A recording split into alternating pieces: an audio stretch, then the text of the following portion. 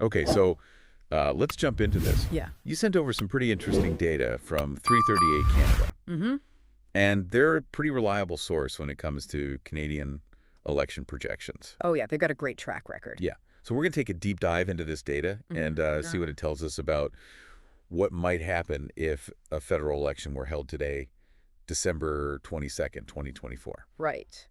And I got to say, some of these projections are Wild. wild. Yeah, that's a good word for it. Yeah, I mean, we could be looking at a Yeah. really significant shift in the Canadian political landscape. All right, so let's break this down a little bit. Sure. The data is painting a picture of a potential Yeah. Conservative Party landslide victory. Mm-hmm. We're talking CPC, Yeah. a projected 232 seats, Wow. which is Way more. way more than the 172 needed for a majority government. Yeah, that's a huge number. Now, I know we always talk about the popular vote, Right. but in Canada, system seats are really what matters. Oh, yeah, absolutely. Seats Yeah. are king. And this projection suggests that the CPC could be Yeah. crowned with a very hefty crown indeed. That's right. And to really understand the magnitude of this, Yeah. we kind of have to understand a little bit about how Canada's electoral system works. Okay. Unlike some systems where the seats are directly proportional to the popular vote, Canada uses this thing called a first-past-the-post system, Okay. which basically means that the candidate who wins the most votes in a particular riding wins the seat, even if they don't win a majority of the votes. So even if a party wins a lot of votes, but they're spread out across the country, Right. they might not win as many seats as a party that wins by smaller margins, Exactly. but in more ridings. Yeah, So it's like winning a bunch of small battles, but losing the overall war. exactly. It's Yeah. a good analogy. Yeah. And that's why the CPC projected seat count is so striking, Right. because they're not just projected to win the popular vote, they're projected to win big in a lot of individual ridings. Okay, so let's look at the other side of this now. Sure. The Liberal Party, the LPC, Mm-hmm. the current government, Yep. they're facing a pretty steep decline. Yeah. They're only projected to win 39 seats, Wow. which is a loss of 8 from their previous stand. That's a big drop. That's a pretty substantial drop. It is. So is this just a simple case of the pendulum swinging back? Or is there something more at play here? You know, it's never that simple in politics, is it? Right. I mean, the LPC has been in power for a while now. They have. And a lot of times after a few terms, there's kind of a natural desire for change among the electorate. But on top of that, the data seems to suggest there are some specific issues that might be working against them. Like what spilled the tea? Well, the CPC has been really hammering away at these issues like inflation and affordability. Yeah, those are big ones right now. Huge. Yeah. And those are things that are hitting Canadians really hard right now. Yeah, for sure. And it seems to be resonating with voters. Okay. Now, whether that's a fair assessment of the LPC's record or not, the perception that they haven't done enough to address those issues, that seems to be sticking. So you're saying it's not just about Right. being tired of the incumbent party, but also about these specific anxieties Yeah. and whether voters believe that the CPC offers a better alternative. Exactly. And that leads us to another really interesting point here, Okay. which is the projected rise of the Bloc Québécois. Yeah, the BQ. Yeah. They're projected to win 45 seats, Wow. which could potentially make them the official opposition. Okay, now I know that the Bloc is a Quebec-focused party, Right. but for those of us who need a refresher, Sure. what exactly is the official opposition Okay. and why does it matter? So the official opposition is the party with the second largest number of seats in the House of Commons. Okay. And they have this really crucial role in holding the government accountable. They question their policies, Okay. propose alternative solutions. So they're kind of like a watchdog, Exactly. They're the watchdog. making sure the government doesn't get away with anything shady. That's a good way to put it, yeah. Okay. But yeah. keep them honest. Got it. So if the Bloc becomes the official opposition, Right. we could be looking at a very different dynamic in Parliament. Oh, for sure. What might that look like? Well, the Bloc has historically been a very strong voice for Quebec's interests. So a Bloc-led opposition would likely mean a renewed focus on issues that are particularly important to Quebec. Okay. Things like language rights, Mm-hmm. provincial autonomy, Right. and federal funding for Quebec-specific programs. Okay. And it could also potentially lead to more tension between the federal government and Quebec. So not just a change in the party in power, Right. but potentially a change in the whole tenor of the debate Yeah. and the issues that take center stage. Precisely. It'd be a fascinating shift to observe. It would. Yeah. All right, so we've got a potential CPC majority, Mm-hmm. significant decline for the LPC, Yep. and a potential bloc-led official opposition. We're right. What about the other players in this game? Okay, so the new Democratic Party, the NDP, Yeah. they see a slight increase to 25 seats. Okay. And the Green Party, the GPC, Mm-hmm. they're barely hanging on with a projected 2 seats. Wow. Now, those numbers might seem small Yeah. compared to that potential CPC dominance, Right.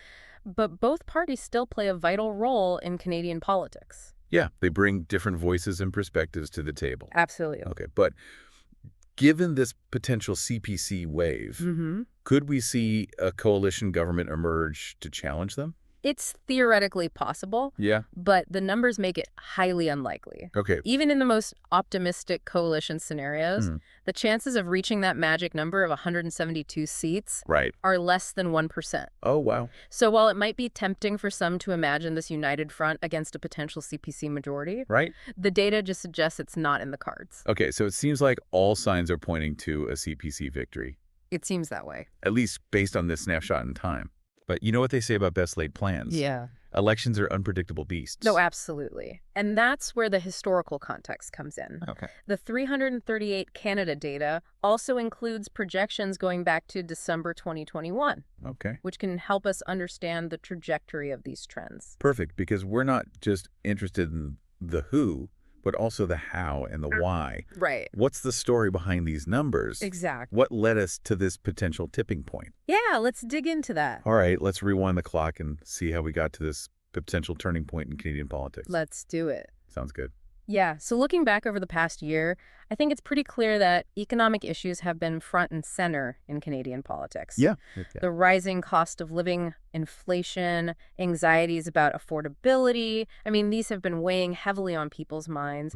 And you can see that reflected in the political discourse, in the media coverage, and of course, in these projections. Yeah, it's like that old saying, it's the economy stupid. Not to call anyone stupid, of course. Of course. But it does seem like pocketbook issues Yeah. tend to trump everything else. Yeah, they really do. When it comes to how people vote. Absolutely. And the CPC has been very strategic in tapping into these anxieties. Okay.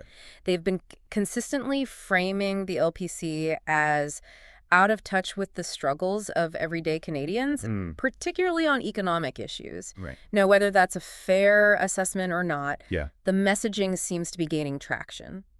So you're saying it's not just about objective economic indicators. Right. It's also about how the parties frame the narrative around the economy Exactly. and how they connect with voters on an emotional level. It's all about the emotions. Right. It's about tapping into people's hopes and fears, their sense of security and well-being. The CPC has been painting this picture of a Canada where families are struggling to make ends meet, Okay. where the future seems uncertain, Right. and they're positioning themselves as the ones who can restore stability and prosperity. Okay, so if the CPC is all about economic stability, what might that look like in practice? Yeah, If they were to actually form a government, right. what kind of policies can we expect to see?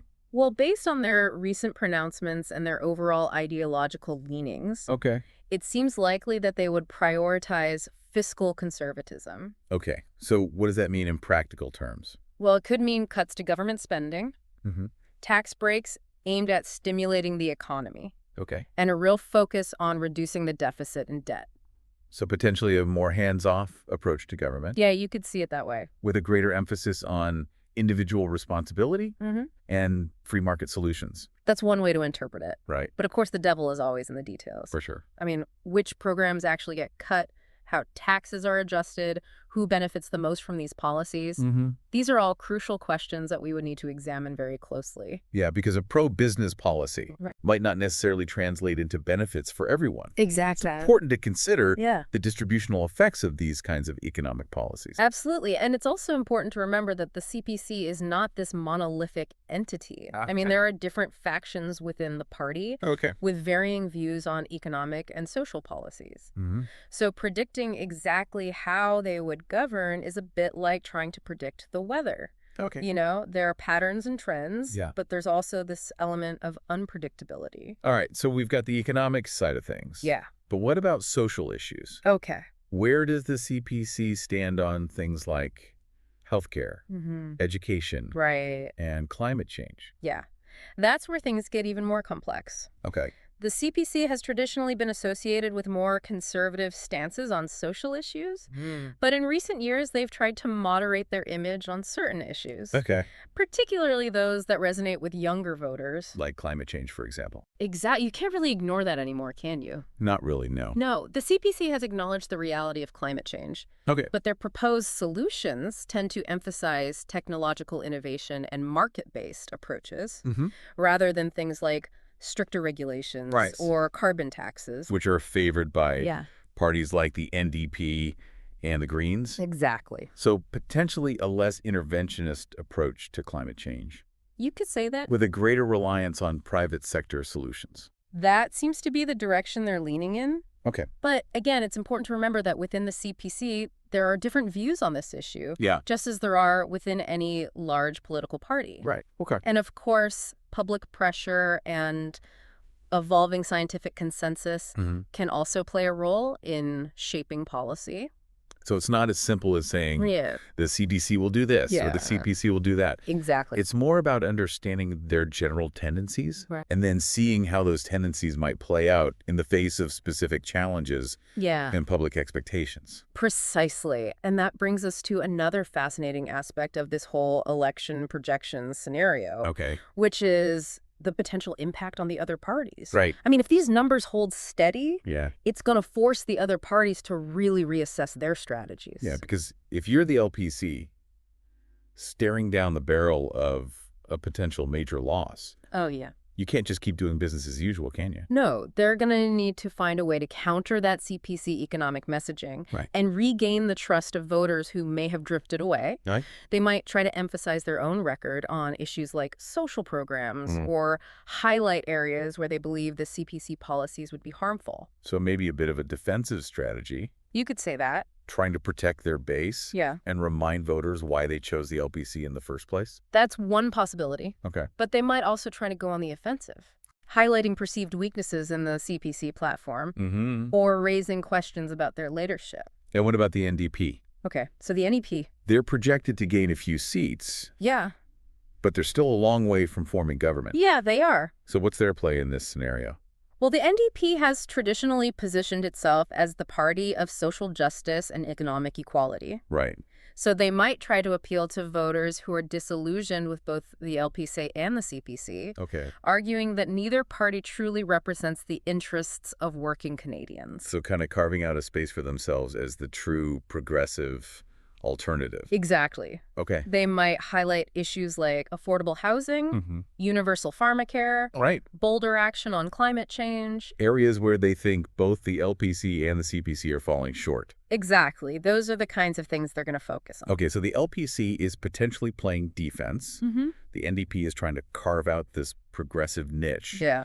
And the Bloc, Mm-hmm. well, they're potentially going to be the official opposition, It's a whole other ball game. which is a whole other ballgame. For sure. Yeah. The Bloc has always been a bit of a wild card in Canadian politics. Right. They're not interested in forming a federal government. No, their focus is solely on Yeah, promoting Quebec's interests. exactly. Right. But as the official opposition, they would have a much bigger platform to do that. So potentially more attention on Quebec-specific issues, Right. more pressure on the federal government to accommodate Quebec's demands, Possibly. and maybe even more tension between Ottawa and Quebec City. That's definitely a possibility. Yeah. And it would be fascinating to see how the CPC, if they do form the government, Right. how they would handle that dynamic. Yeah, it's like a giant political chess game It is. with all these different players making their moves Mhm. and trying to anticipate each other's strategies. Absolutely. And don't forget the voters. Right. They're the ultimate arbiters in this game. Yeah, they get to decide in the end. They do. And how they respond to these shifting political dynamics, how they weigh the different parties' messages and promises, Right. that will ultimately determine the outcome of the next election. Okay, so we've talked about the potential implications for the parties, Yeah. for policy directions, Mhm. even for the relationship between the federal government and Quebec. Right. But let's zoom out for a second. Sure. What does all of this mean for Canada on a broader level? Okay. What's the big picture here? That's a great question. I mean, if these projections come to pass and we do see this significant shift to the right Yeah. with a CPC majority government, Right. It could have profound implications for Canada's social fabric, Okay. its economic direction, and its place in the world. Okay, like, give me some specifics. Okay, sure. What are we talking about here? Well, for starters, a CTC government might take a more conservative approach to social programs. Okay. We could see changes to healthcare funding, adjustments to the social safety net, and a shift in priorities when it comes to social issues. So potentially a leaner, more fiscally restrained Yeah. approach to social spending. That's one possibility. Okay. On the economic front, we could see a greater emphasis on deregulation, tax cuts for businesses, Right. efforts to attract foreign investment. Okay. Now, this could lead to economic growth, Yeah. but it also raises questions about income inequality Right. and whether everyone would benefit equally from such policies. So a potential trade-off between Yeah. economic efficiency and social equity. Exactly. And on the foreign policy front, Yeah. a CPC government might take a more assertive stance on the world stage, Okay. particularly when it comes to issues like trade and security. Mhm. We could see a shift away from multilateralism Okay. and a greater emphasis on bilateral relationships with countries that align with Canada's economic and strategic interests. So potentially a more Canada-first approach to foreign policy. That's one way to describe it. Right. But of course, this is all speculative. Of course. And it's important to remember that governing is rarely as straightforward as campaigning. Right. Once a party is in power, they have to contend with real-world complexities, competing interests, and the need to compromise. Right. So these projections give us a sense of the potential direction, Yeah, but the actual destination could be quite different. absolutely. And that's why it's so important to stay engaged, Yeah. to critically evaluate the different parties' platforms, and to really think deeply about what kind of Canada you want to see in the years ahead.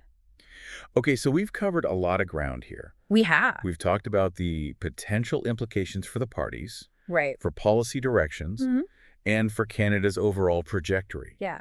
But there's one crucial element that we haven't delved into yet, Okay. and that's the regional variations of these projections. Right. After all, Canada is this vast and diverse country, It is. and the political landscape can look quite different Oh, for sure. depending on where you are. Absolutely. That's a great point. And it's something we definitely need to explore further Yeah. because understanding these regional dynamics can give us a much richer understanding of the forces that are shaping Canadian politics. All right, so let's do it. Let's journey across the country Let's go. and see how these projections play out in different parts of Canada. Sounds good.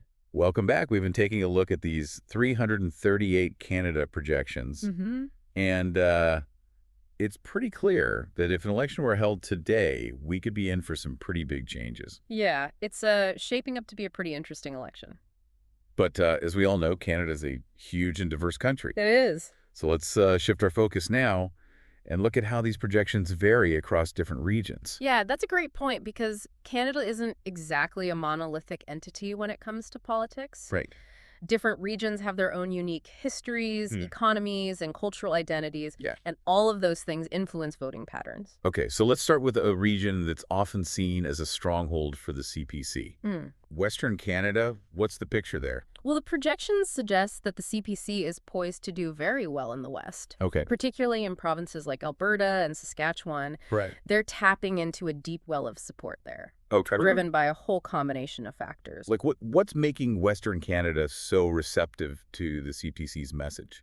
Well, historically, the West has had this strong affinity for conservative values, a preference for smaller government, and a real focus on economic self-reliance. Okay. So the CPC's emphasis on fiscal responsibility, resource development, and a more decentralized federation, that really resonates with a lot of voters in those provinces. So it's not just about current events. Right. It's also about these long-standing Yeah, cultural and political traditions in the West. exactly. And it's also worth noting that the energy sector plays a huge role in the Western economy. Yeah, of course. So the CPC's support for pipelines and their criticism of what they see as federal overreach on environmental regulations, that appeals to a lot of people whose livelihoods are tied to the oil and gas industry. Right. So the CPC's message seems to be hitting all the right notes in the West. It seems that way.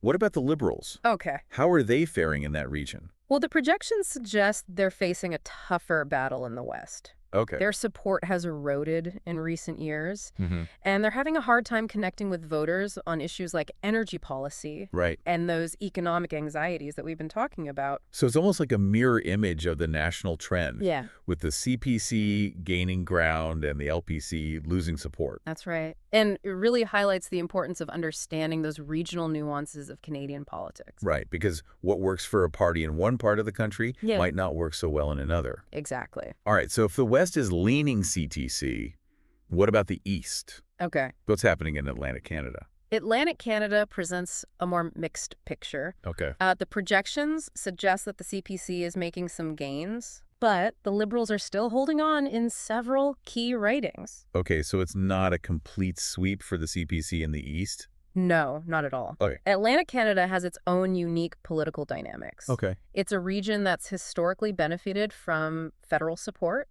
and there's a strong tradition of support for social programs. Yeah. So the Liberals have been able to tap into that sentiment, Okay. positioning themselves as the party that's best equipped to protect those programs. So while economic anxieties are clearly a factor in Atlantic Canada, Right. as they are across the country, Yeah. there's also a strong sense of regional identity and a desire to maintain a certain level of federal involvement. Exactly. And it's also worth noting that the NDP has a long-standing presence in Atlantic Canada, Okay. particularly in Nova Scotia. Right.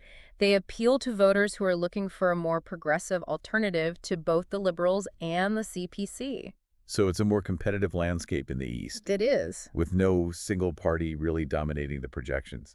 That's a good way to put it, yeah. Okay, so we've looked at the West and the East. Mm-hmm. Now let's turn our attention to the two provinces that often hold the keys to power in Canada, Okay. Ontario and Quebec. Big players. What do the projections tell us about those crucial battlegrounds? Well, starting with Ontario, the projections paint a picture of a pretty strong CPC performance. Okay. They're projected to win a significant number of seats, potentially giving them the edge they need to secure that majority government. Wow. So even in Ontario, Yeah. a province that has swung back and forth between the Liberals and Conservatives in recent elections, Right. the CPC seems to have the upper hand, at least in this projection. Yeah, their message seems to be resonating with a sizable portion of Ontario voters, Okay. particularly those who are concerned about the economy and affordability. Right. But it's important to note that Ontario is a very diverse province. It is. You've got urban and rural areas, different economic sectors, and a wide range of cultural identities. All right, so while the overall trend might favor the CPC, Yeah. there are likely to be pockets of strong support for other parties, There definitely will be. particularly in urban centers like Toronto. Exactly. The Greater Toronto Area in particular is a key battleground. Right. It's home to this large and diverse population, Yeah. and it often plays a decisive role in federal elections. Mm. The Liberals still hold a number of seats in that region, Right. and they'll be fighting very hard to keep them. So Ontario is shaping up to be a real nail-biter, Yeah, it really is. with both the CPC and the Liberals vying for dominance. What about Quebec? Okay, Quebec. We talked earlier about the Bloc's potential surge, Right. but how does that fit into the broader regional picture? Well, the projections suggest that the Bloc Québécois is poised for a strong showing in Quebec, Okay. potentially winning enough seats to become the official opposition. Wow. This reflects the Bloc's enduring appeal among voters who really prioritize Quebec's interests and identity. So even though the CPC might be making gains nationally, Right. they're not necessarily making inroads in Quebec. Not so much. That's right. Okay. Quebec has its own distinct political culture, Yeah. and the Bloc has been very successful in tapping into that. Right. They present themselves as the only party that truly represents Quebec's interests on the federal stage. And that message clearly resonates with a significant portion of the electorate. So while the CPC might be celebrating potential victories in other parts of the country, Yeah. they might find Quebec a tougher nut to crack. Yeah, they might. It's a whole different ballgame in Quebec. All right, so we've journeyed across Canada from the west to the east, We have. from the heartland of Ontario to the unique political landscape of Quebec. Yeah, it's been quite a trip. And what's clear is that these regional variations add a whole other layer of depth and complexity to the overall election projections. Absolutely. It's not just about this one national narrative. It's about understanding the diverse perspectives and priorities of Canadians all across the country. And as we've seen, these regional differences can have a really significant impact on the overall outcome of the election. Oh, yeah, for sure. A party that sweeps one region might struggle in another, Yeah, that happens all the time. and the balance of power can shift dramatically based on these regional dynamics. Precisely. And that's why it's so important to pay attention to those regional nuances, Yeah. to understand the local issues that are driving voting patterns, and to really appreciate the diversity of voices and perspectives Yeah. that make up the Canadian electorate. Well said. And on that note, I think it's time to wrap up this deep dive into Canadian federal election projections. Yeah, I think we've covered a lot of ground today. We've explored the potential national trends, delved into the regional variations, considered the potential implications for the parties, Yeah. for policy direction, Right. and for Canada's overall trajectory. We've done it all. But it's important to remember that these are just projections, Right. a snapshot in time. It's a moment in time, yeah. Public opinion can shift, events can unfold, Things change quickly. and the political landscape can change dramatically Yeah, it always does. between now and the actual election. Absolutely. So stay informed, stay engaged, and stay curious. Because Canadian politics is a dynamic and fascinating journey, It is. and we're all along for the ride. Well said. Thanks for joining us on this deep dive. Until next time.